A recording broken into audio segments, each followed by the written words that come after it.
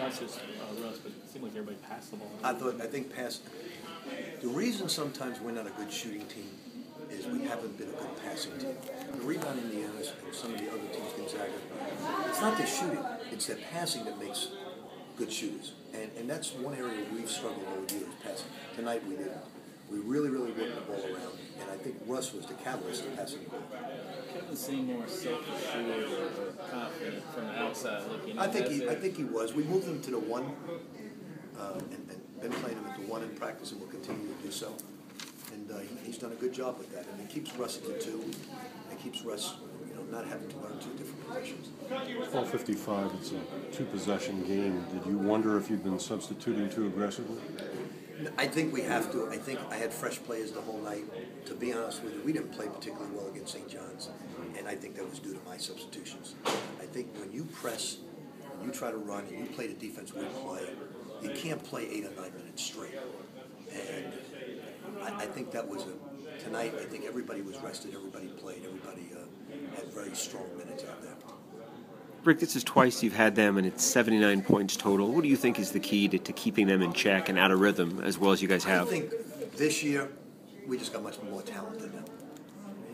It's last year they had a lot of players that could do multiple things. Now we were really upset coming in at halftime, but we gave up 5 threes, and Fitzpatrick had 2. He plays like a 2-guard, and we know that, so we played in the second half and give up a 3.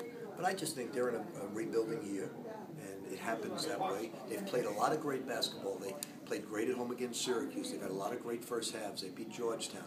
What happens is, though, the losing keeps going, and then you don't. As the other team makes 1 or 2 runs, you say, oh no, here we go again. And they're a good group. They don't give up.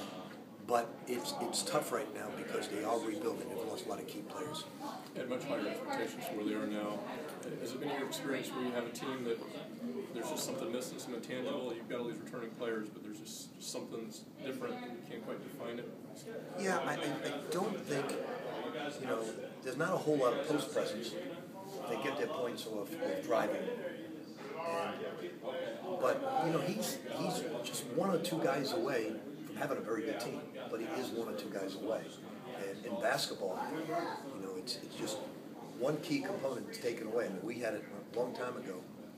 I was in one of the worst situations I've ever been in coaching, and then one player came along while we were on probation and totally turned every single thing around. Just one player, Jamal Mashburn. It would have been a 5-year rebuilding program if it wasn't for that one player coming in. And he came in when there was no TV and no NCAA tournament. What young man today would do that? That's impossible today. You went out of your way to praise Russ, and as you're walking off the floor at halftime, you're in his ear, and it didn't look like you're too happy. The turnovers, was there something specific he was doing? I just said you got 2 3-on-1 breaks. Just go by that one defender and make the play. It was nothing. Look, the guy made 2 really good plays. He was playing good basketball. Wayne's effort.